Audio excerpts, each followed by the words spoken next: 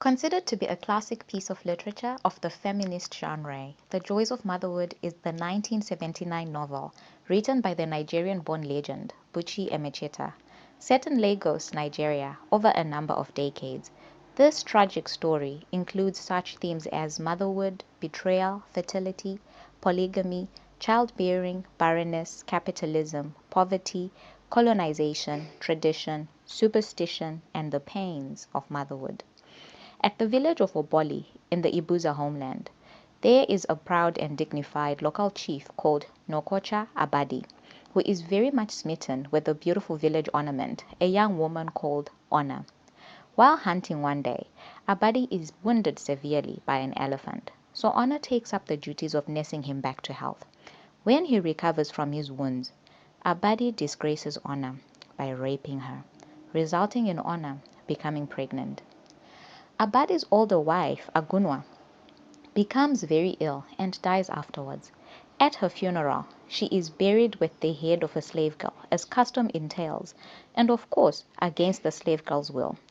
As she is brutally killed anyway by a machete, the slave girl promises that she will come back to haunt the family, but not as a slave, but as a legitimate daughter. 9 months later, Ona gives birth to a baby girl called Nnu Ego and unfortunately passes away during a second childbirth later on. This baby strangely has a mark on her head, similar to the one the slave girl was dealt when she was killed by a blow from a machete during Agunwa's funeral. When Nnu Ego grows up to 16, she is first engaged to a man named Amatoku. However, their relationship crumbles because she is unable to become pregnant. In her husband's retaliation, Nnu Ego is then moved to a different heart to assume a new, more degrading role. She is demoted to tending the fields and caretaking the baby son of Amatoku's new wife. Nnu Ego's marriage to Amatoku eventually dissolves and she goes back home to her father, Abadi. Determined to find his daughter a better suitor, Abadi arranges a marriage between Nnu Ego and another man called Naife, who lives far away in Lagos. So, Nnu Ego and Naife start their new life together in the Yaba compound in Lagos. She's a bit disappointed at first to find that Naife is only a laundryman who washes clothes for an English couple known as the Mears, a kind of job she and her culture perceive to be a woman's job. Nnu Ego also begins selling cigarettes and matches on the side of the road to make more money. Nnu Ego enjoys a fairly happy marriage and welcomes a new son named Ngozi, who she unfortunately finds dead one day. Hopelessly devastated by the grief of losing her first and only son, Nnu Ego attempts to jump off a bridge, but is stopped and rescued by bystanders. Afterwards, after Nnu Ego struggles through a lengthy process of grieving and emotional recovery, she eventually gives birth to another son named Oshia. Nnu Ego tries to spend less time at a roadside market stall and instead focus all of her attention on raising Oshia. But her husband Naife loses his job, forcing Nnu Ego to continue her business of selling cigarettes and matches on the side of the road. Naife finds work that takes him to travel far from home, leaving her alone to fend for herself. However, in his absence, British troops invade the area and force Nnu Ego and her son Oshia to evacuate the premises immediately. Nnu Ego relocates across town, where she soon gives birth to a second son, Adim. But without aid, the woman and her children are ragged by hunger and malnutrition. They are helped by their neighbors to ease their starvation. Her husband later returns home with some money.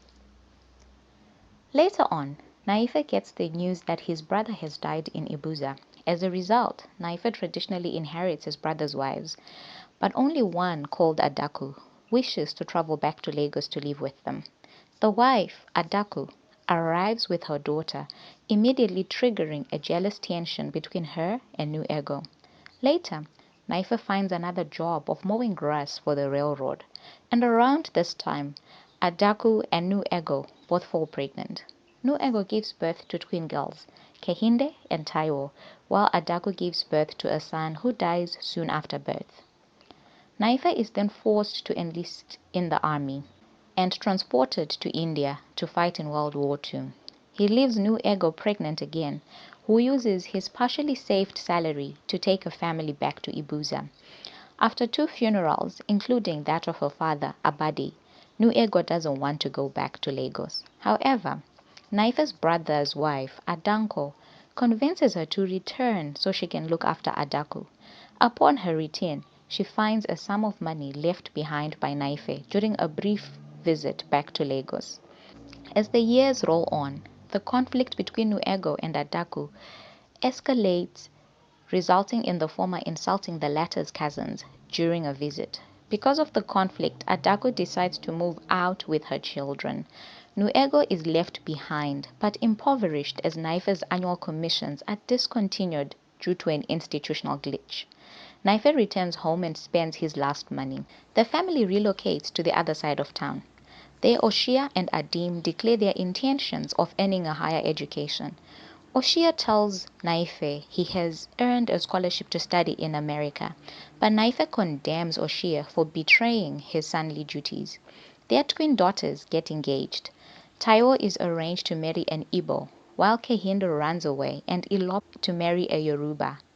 But enraged by this family misunderstanding, Naife attempts to kill Kehinde's father-in-law with a sword. Naife is jailed, convicted, and sentenced to serve 5 years in prison for attempted murder. Now old, isolated, and considered mad by society, Nnu Ego returns home, where she dies alone, beside the road, several years later.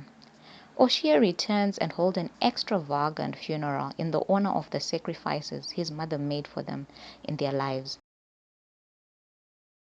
If you have an African novel you want to see Dudu summarize, do not hesitate to comment below. Don't forget to subscribe for more original, great Afrocentric content like this. Thanks for watching Mimsy Dudu Summaries.